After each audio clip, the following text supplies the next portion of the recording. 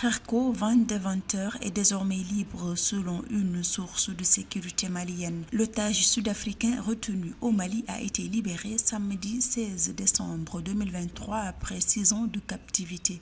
Il a été transféré aux autorités algériennes à la frontière avec le Mali selon la fondation sud-africaine Gift of the Givers qui sert de médiatrice depuis 2018. Kherko Van Deventer, ambulancier sud-africain, avait été kidnappé le 3 novembre 2017 dans le sud de la Libye avant d'être vendu au groupe de soutien à l'islam et aux musulmans liés à Al-Qaïda et transféré dans le nord du Mali.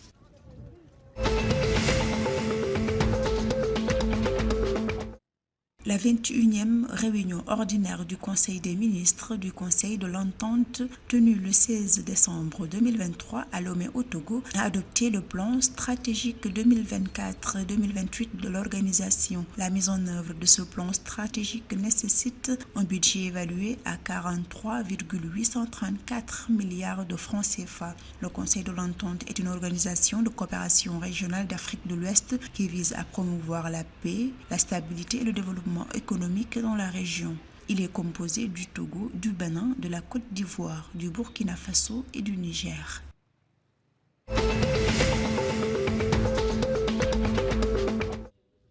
Le Nigeria pourrait fournir à plus de 17,5 millions de sa population un accès nouveau ou amélioré à l'électricité grâce à des solutions d'énergie renouvelable distribuées. Ceci grâce à un engagement financier à hauteur de 750 millions de dollars obtenu de la Banque mondiale. Il s'agit d'un prêt qui servira à financer le projet dénommé Accès distribué grâce au développement des énergies renouvelables.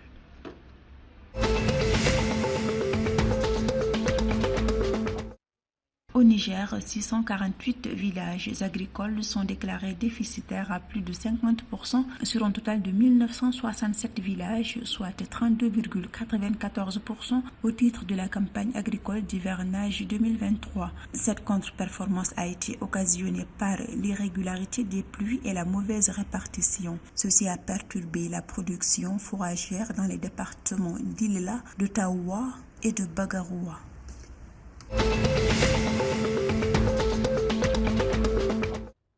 Le Burkina Faso a inauguré samedi 16 décembre 2023 deux grandes centrales solaires à Bobo-Dioulasso et à Pa dans l'ouest du pays afin d'intensifier la production d'électricité à travers le pays. La première centrale photovoltaïque d'une capacité de production de 38 MW crête permettra de raccorder environ 42 000 ménages. Quant à la deuxième, d'une capacité de production de 30 MW crête, elle injectera en moyenne 54,15 GWh par an sur le réseau national interconnecté, permettant de raccorder environ 31 000 ménages burkinabés au réseau électrique.